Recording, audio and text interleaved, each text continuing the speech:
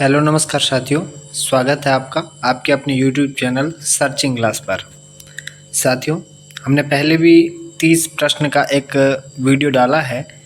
Previous year का जो paper है वो आपने बहुत अच्छा प्यार दिया उस पर, और 7 से 8 हज़ार का व्यू अभी तक हमको मिल गया है। और जिस हिसाब से उस पर प्यार मिल रहा है तो हमें लगा कि पेडागोजी की एक सीरीज स्टार्ट करनी चाहिए, जो कि पिछले सालों के जो प्रश्न हैं जिसमें मनोविज्ञान के जो प्रश्न हैं वो बहुत ही ज़्यादा आपके लिए फ़ायदेमंद रहने वाले हैं। इसी कड़ी में जो है हम आगे के 30 प्रश्न आपके सामने रखने वाले हैं। आप इसका आंसर कमेंट में कीजिएगा। जो सबसे पहला सवाल है वो आपके सामने ये रहा, मानव विकास आजीवन चलता रहता है। बोल रहा है मानव विकास है आजीवन चलता रहता है, यद्यपि दो व्यक्ति बराबर नहीं होते किंतु सभी सामान्य बालकों में विकास का क्रम एक सा रहता है। ये कह रहा है जो दो व्यक्ति हैं उनका विकास किसी का धीमा हो सकता है, किसी का तेज हो सकता है, लेकिन जो विकास का क्रम है मतलब सबसे पहले पैरों का विकास होगा या पहले हाथ का विकास होगा या पहले मस्तिष्क का विकास होगा, तो ये जो क्रम है वो सबका एक ही रहने वाला है। इसलिए यहाँ पे बोला गया है ये जो सभी सामान्य बालकों में विकास का क्रम एक सा रहता है। यह कथन विकास के किस सिद्धांत पर आधारित है? तो यह सिद्धांत है समान प्रतिरूप का सिद्धांत। आप सबको पता होना चाहिए। समान प्रतिरूप का सिद्धांत का अर्थ है जहाँ विकास का एक क्रम, बालकों में विकास का क्रम एक सा रहता है। आपको ये याद रखना है। इसके बाद जो सेकंड नंबर क्वेश्चन है वो ये है कि जीन पियाजे के अनुसार, किसके अनुसार? जीन पियाजे के अनुसार संज्ञानात्मक विकास की अंतिम अवस्था कौन सी है? आपको पता करना है। संज्ञानात्मक विकास की अंतिम अवस्था जीन पियाजे के अनुसार आप सबको पता होनी चाहिए। सबसे पहली जो है संवेदी पेशीय अवस्था है, लेकिन सबसे अंतिम जो है वो अमूर्त संक्रियात्मक अवस्था है। सबसे अंतिम जो है वो है अमूर्त संक्रियात्मक। सबसे पहले नंबर पे जो आती है वो ये है, सबसे पहले नंबर पे जो आती है वो ये है, सेकंड ये है, थर्ड पे मूर्त वाली है और फोर्थ पे ये है। आप सबको पता होना चाहिए। तो ये जो है सबसे लास्ट वाली आपको पता चल गया, अमूर्त संक्रियात्मक अवस्था सबसे लास्ट में है।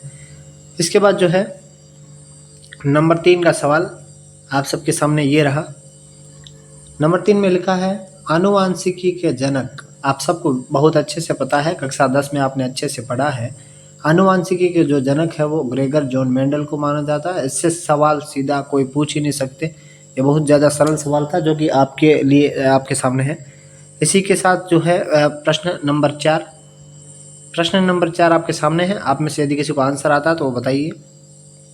इसमें लिखा है व्यक्तित्व का मनोविश्लेषणात्मक सिद्धांत। आपको पता होना चाहिए जो व्यक्तित्व का मनोविश्लेषणात्मक सिद्धांत है किसने प्रतिपादित किया था, किसने दिया था मनोविश्लेषणात्मक सिद्धांत? आप सबको पता होना चाहिए। आप आंसर बताइए। यदि आप में से किसी को आंसर नहीं आ रहा तो कोई बात नहीं, आप पता कर लीजिए। इसका आंसर है सिगमंड फ्रायड। मनोविश्लेषणात्मक सिद्धांत दिया था सिगमंड फ्रायड ने। इसके बाद जो है अगला सवाल आपके सामने, सवाल नंबर 5। एक 10 वर्षीय बालक की मानसिक आयु 12 है तो उसकी बुद्धि लब्धि क्या होगी? बुद्धि लब्धि मतलब IQ।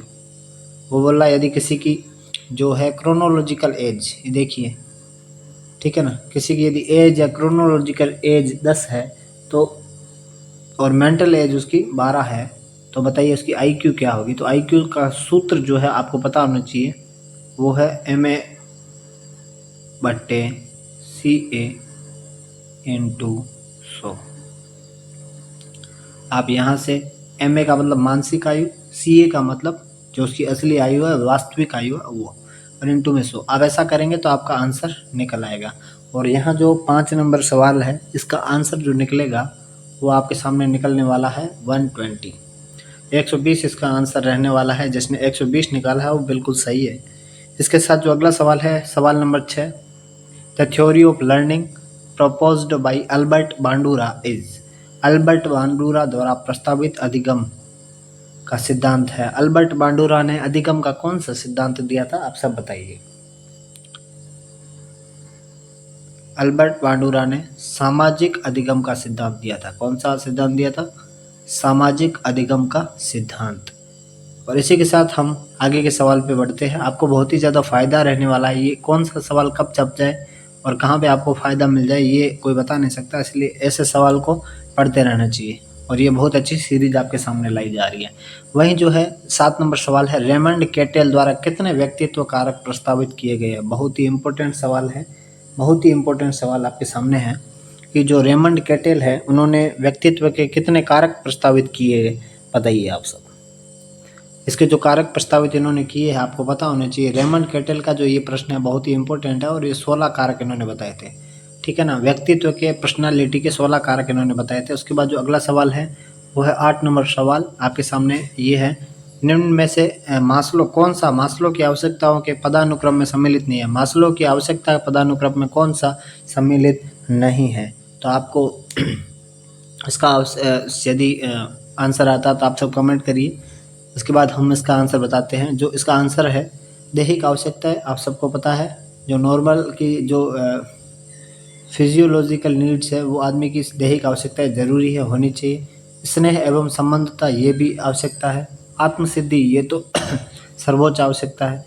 ये जो यहाँ पे आप देख रहे हैं व्यक्तित्व एवं समूहवाद, ये वाला नहीं है, तो ये वाला इसका आंसर रहने वाला है। साथियों, जैसा कि आप सबको पता है बहुत ही नॉर्मल तरीके से आपको समझाया जा रहा है। जो क्वेश्चन नंबर 9 है, आप बताइए, एक व्यक्ति में एक समय पर दो विपरीत इच्छाओं का होना कहलाता है। एक व्यक्ति में एक टाइम पे दो विपरीत इच्छाएं, एक मन से हो रहा है कि ये कर लूँ, एक मन से हो रहा है ये ना करूँ, ऐसी सिचुएशन हो तो उस सिचुएशन को क्या कहा जाता है, उस स्थिति को क्या कहा जाता है। इसका जो आंसर आपके रहने वाला है 9 का जो आंसर है वो रहने वाला है द्वंद्व। उसको बोला जाता है द्वंद्व, कॉन्फ्लिक्ट, ठीक है ना, इसको द्वंद्व बोला जाता है। उसके बाद जो अगला सवाल है सवाल नंबर 10, निम्नलिखित में से कौन सा अनुसंधान स्टीफन कोरे से संबंधित है। स्टीफन कोरे ने कौन सा अनुसंधान आपके सामने रखा था। आपको सबको पता होना चाहिए जो स्टीफन कोरे है उसने कौन सा सिद्धांत दिया था।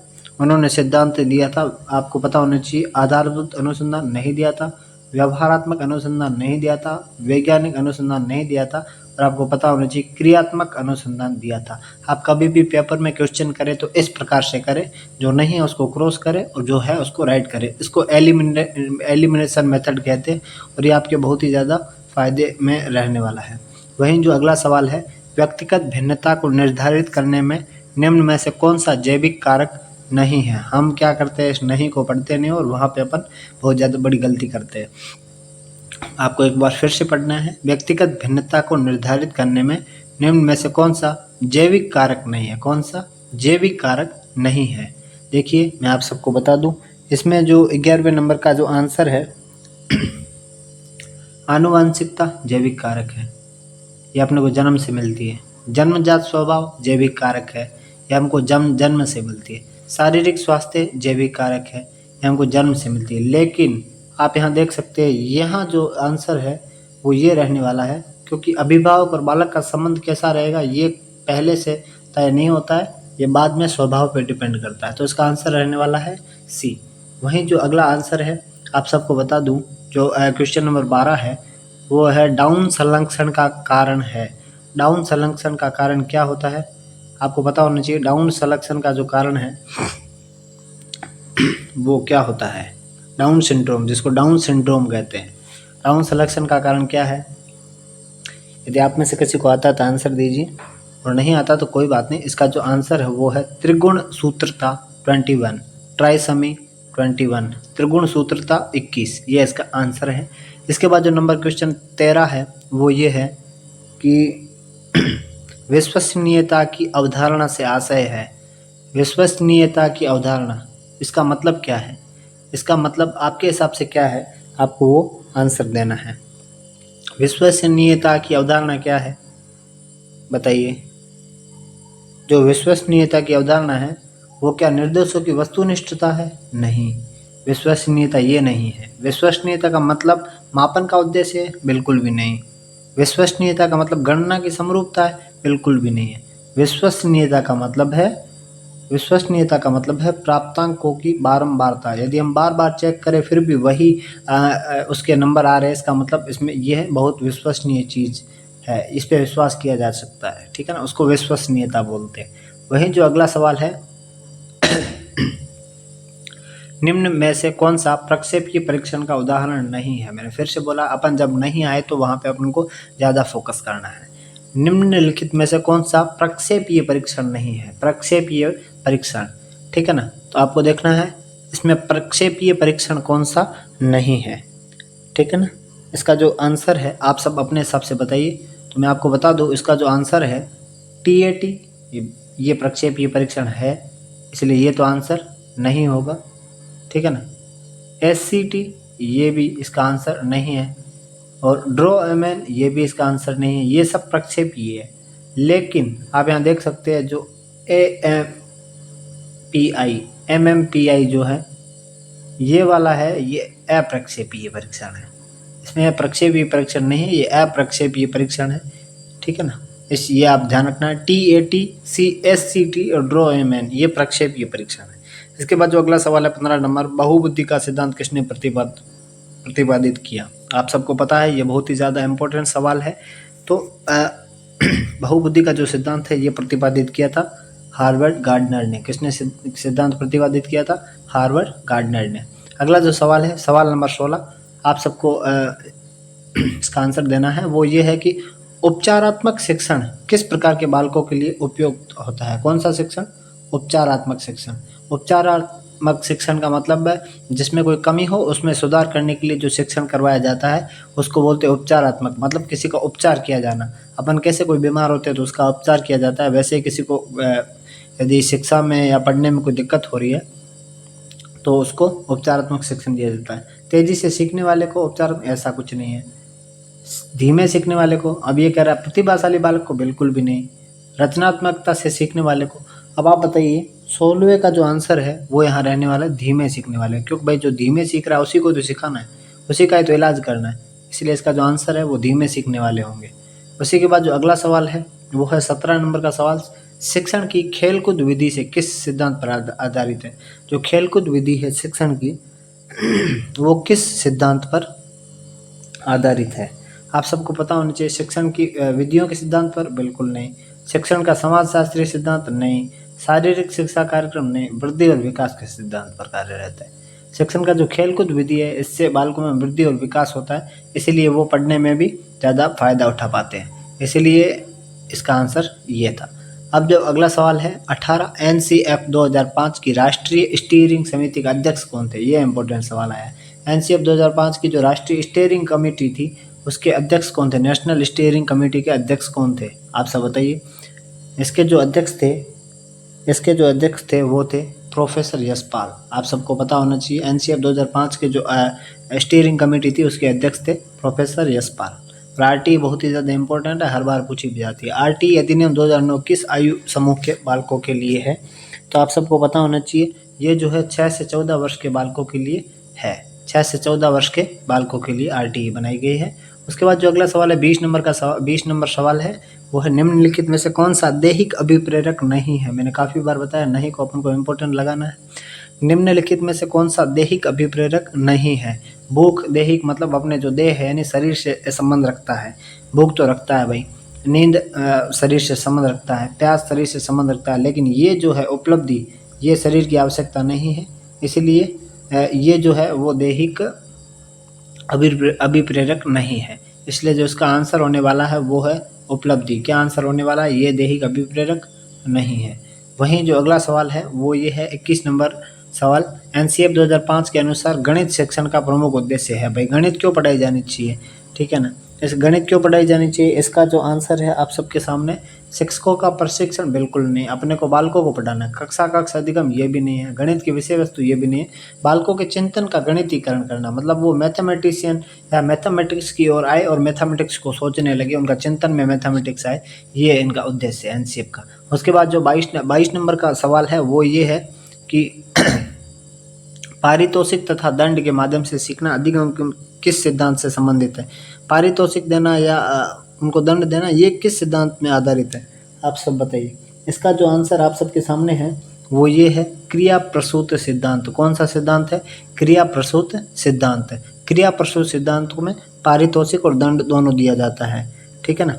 तो इसके बाद जो है वो ये है कि 23 नंबर का सवाल, निम्नलिखित में से कौन सी प्रक्रिया बाल्यावस्था के दौरान सीखने से संबंधित नहीं है? मैंने फिर से बोला नहीं को इम्पोर्टेंट लगाना है।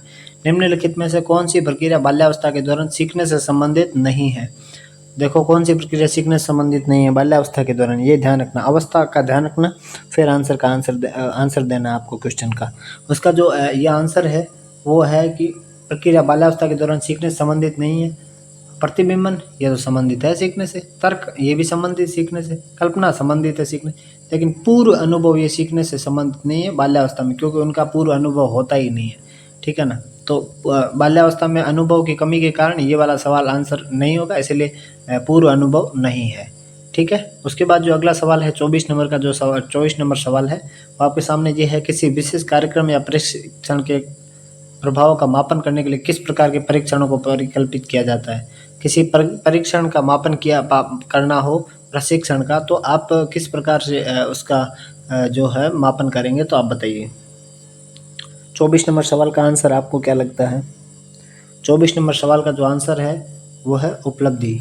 उसका आंसर क्या है? उपलब्धि, ठीक है ना। 24 नंबर सवाल का आंसर है उपलब्धि। उसके बाद जो 25 नंबर सवाल है वो है, विकास के किस अवस्था में एक व्यक्ति व्यावसायिक समायोजन की समस्या का सामना करता है। उसको मतलब व्यावसायिक समायोजन की समस्या कब आती है? तो वो वृद्ध होता है, वृद्ध में तो कोई समायोजन की समस्या ही नहीं होती, वो तो बस बुढ़े हो गए बस।